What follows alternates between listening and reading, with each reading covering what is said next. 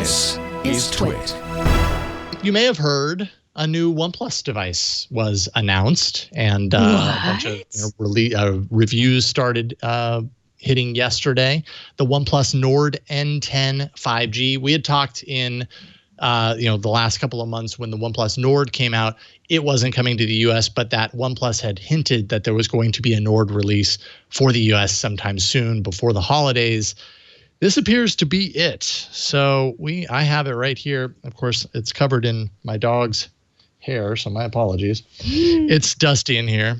Sorry about it. It's also a fingerprint. It really likes fingerprints, this device. So the OnePlus Nord N10 5G. I'd say, I'm not here to give a full review of it because I have not been using it as my daily driver long enough to do that with. But I would say kind of from a hands-on impressions perspective, this is definitely a step in the downward direction.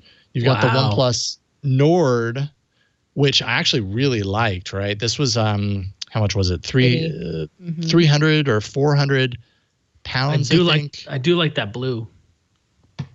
Now, which blue are you talking about? The lighter or the darker? The one on your left, the lighter blue. The lighter blue. So this is the Nord from a couple of months ago. I do too. I mean, this is a solid mid-range device. A couple of cameras front facing. It feels nice.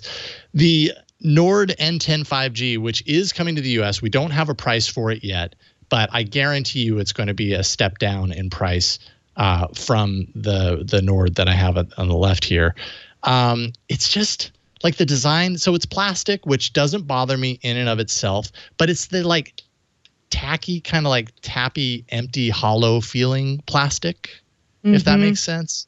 And that really bugs me. Like that gives me flashbacks of when all devices were plastic years and years ago. And yes, I totally had a thing against plastic phones, but it's because so many of them were plastic and they felt cheap. And I can't help it. This thing feels cheap. It feels like there's an air gap between the plastic and the internals here. And that just bugs me. Like that's never a good feeling. I hate that squishy feeling, the squishy plastic feeling, right? Totally. Yeah. You also don't get a alert switch. It's the first time that OnePlus has done that since, I don't know, the OnePlus 2, I think. I think the alert switch, that's the one that, I can show it right here. It's the little switch on the side here that allows you to go from silent to vibrate to, all speakers on. And this is the first device in years, OnePlus device that doesn't have that. So it kind of loses its OnePlus character in that way. It's got a Snapdragon 690 inside, 6 gigs of RAM, 128 gig storage, micro SD card slot. So it does have a micro SD card slot. That's a nice addition. Also has a headphone port if you care about that.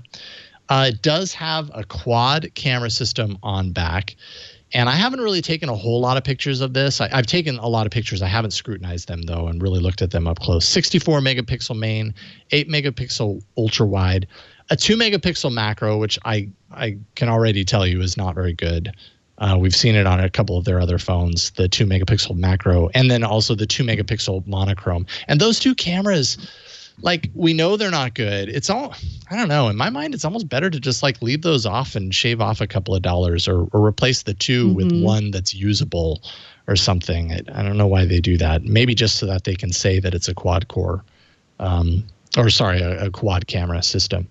The haptic motor inside just kind of has a cheap feeling. It's like, I don't know. It kind of feels like a toy. 4,300 milliamp hour battery, Warp Charge 30T is included in the box. So now that we're tracking the fact that some phones come with charging bricks and some don't, this one does. So that's good. They are still sticking to the promise of high refresh because the display, which is a 6.49 inch 90 hertz 1080p LCD display. This is the first LCD display that OnePlus has used since the OnePlus 2. So the viewing angles are not very good.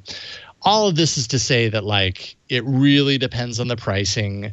This is listed at 329 British pounds, no US pricing yet, but I don't know what the right price point is for this. I'm not getting a great feeling from it in my use of it so far, and it's just kind of a bummer. It's almost like OnePlus has always had a lot of personality, a very distinct personality about their devices, and this one kind of loses it. It feels really bland and generic, and maybe that's the price of business when you're getting into kind of the low mid range, which I think is where this firmly is. But it's just kind of a bummer. And I'm gonna spend more time with it. This is not a review, like I said, but that's my impressions. I still say Nord is not a good product name. Nord. And so you start there, and then you go down, right? And then it's like if you're gonna have a bad product name, you need to back it up with a good phone. It doesn't look like they did that this time. So this is why Carl Pei left. There are a lot of people that are. I was thinking that. it. I've seen a lot of people shouting that. Yeah. Yeah. I mean, maybe it is. If he had been there long enough, and through the very specific kind of personality driven era of OnePlus. Now we see that OnePlus is opening things up, and hey, they're a business. I want them to succeed.